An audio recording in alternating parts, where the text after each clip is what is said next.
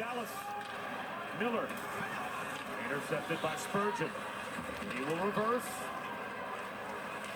Hartman checks by the pinching Harley. And that's wrapped all the way around to Gus Nyquist.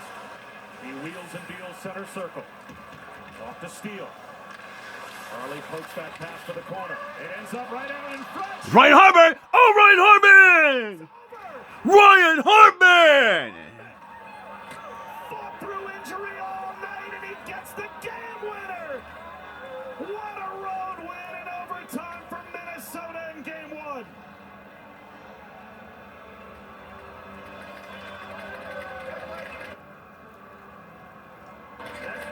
Can you believe it? Unbelievable. Ryan Hartman, who looked like he couldn't even move in the last overtime session, finds a way to gut it out. An incredibly huge penalty kill for Minnesota. They hung on the ropes for most of the overtime periods. This puck squirts out in front. Look at this move.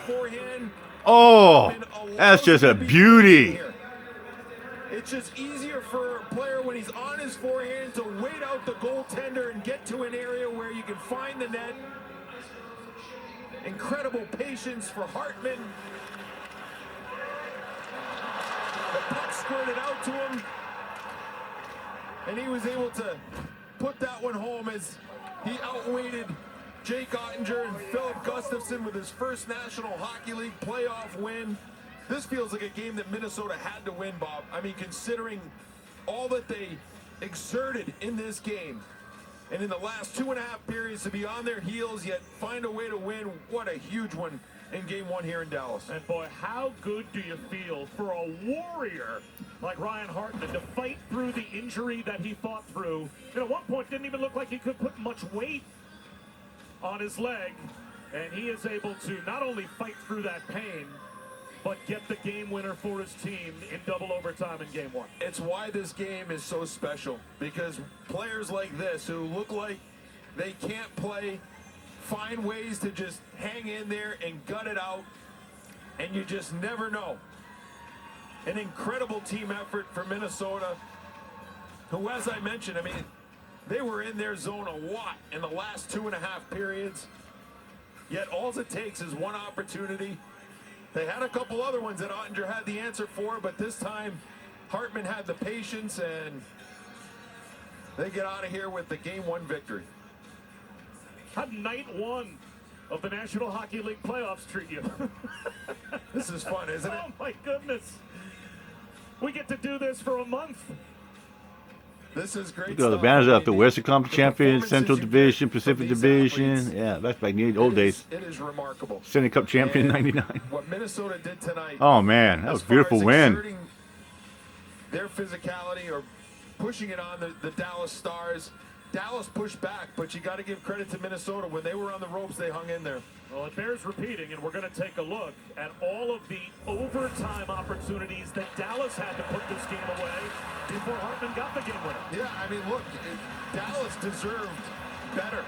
I mean, Ottinger had to make 3 big saves between the 2 overtimes, but by and large, I thought Dallas owned the quality chance department in the 2 overtimes.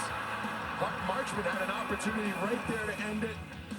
To Donoff, it goes off the shaft of Gustafson. This was about a minute before Hartman wins the hockey game. But that's why you hang in there. The goaltender for Minnesota was able to battle. They were able to come up with a couple of big kills, and in the end, Hartman was the one that was able to put the game away after what looked like an opportunity for him not even to finish the game. You got to give credit to a guy to dig in that deep.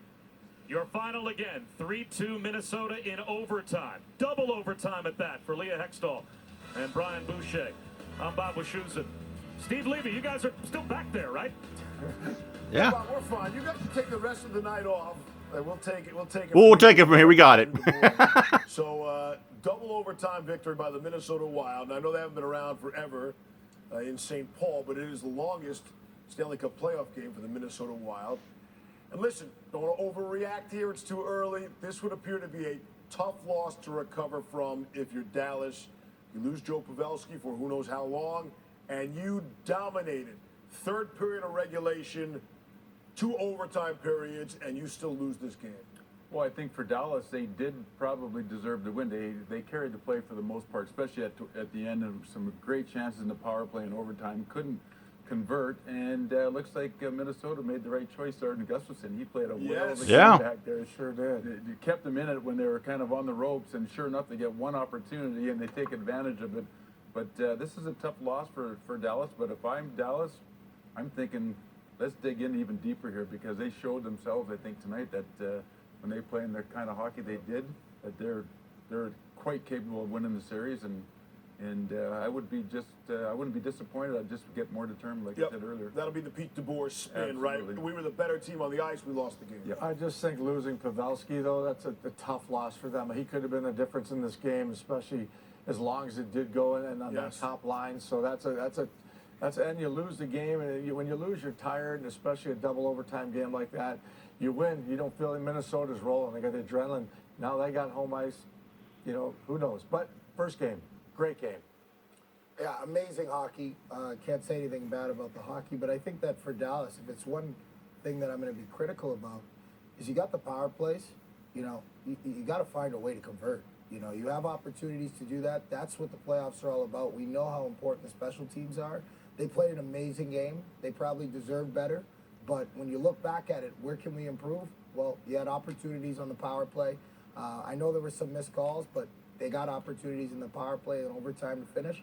You got to find a way, and you got to look to your big guns to do that. That's what this time of year is about. Yeah. And shoot the puck, right? I mean, in overtime, we're constantly saying guys are making these moves like Ottinger, though, just roll it on goal. So the goaltending, Jake Ottinger had 45 saves and was brilliant when tested, and it wasn't a lot really in the second half of the game. But Philip Gustafsson, you mentioned, what a choice to throw him in there in his first Stanley Cup playoff game. Unbelievable. He made 52 saves. Unreal. So that's the story of the Wild and Stars, and it was wild.